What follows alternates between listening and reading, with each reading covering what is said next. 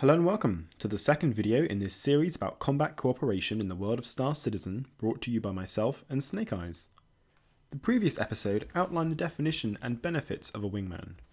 This video aims to help you start practicing such gameplay by covering some important habits required to play as a good wingman.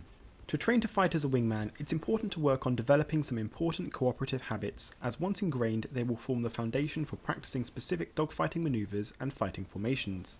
The first and most important habit to work on is that of having situational awareness and then using that to constantly keep close to each other. If you're not flying in close proximity to your wingman, then you're effectively fighting solo, and you are unable to help each other, leaving you both more vulnerable. Therefore, at the most basic level, pilots need to be able to stick close to each other if they want to do any fighting as a wingman. To assist you with this, utilise the pinning feature as shown on the screen now.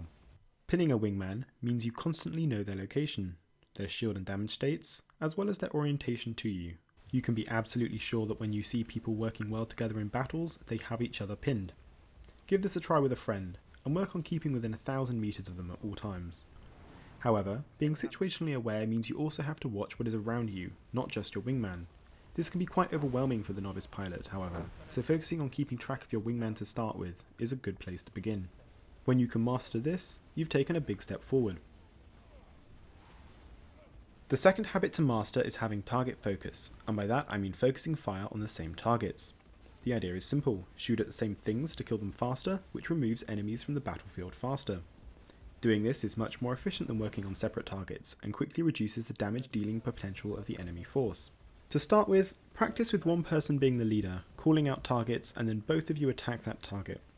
When you are comfortable with that, try to take it to the next level, where you both take responsibility for calling out targets to engage instead of having a leader and a follower. The greatest co-op teams respond to each other like this, identifying targets and covering each other.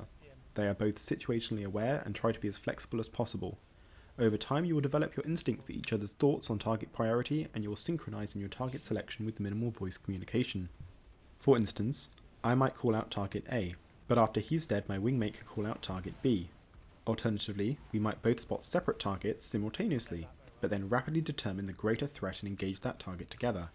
In this sense, we're truly working together, and this will lead to the fastest response times. Getting good at this takes a lot of practice, however, but it's well worth the effort. Well, that's it for this video. The next episode in this series will look at dogfighting maneuvers and fighting techniques which involve a wingman, and build upon the habits talked about here.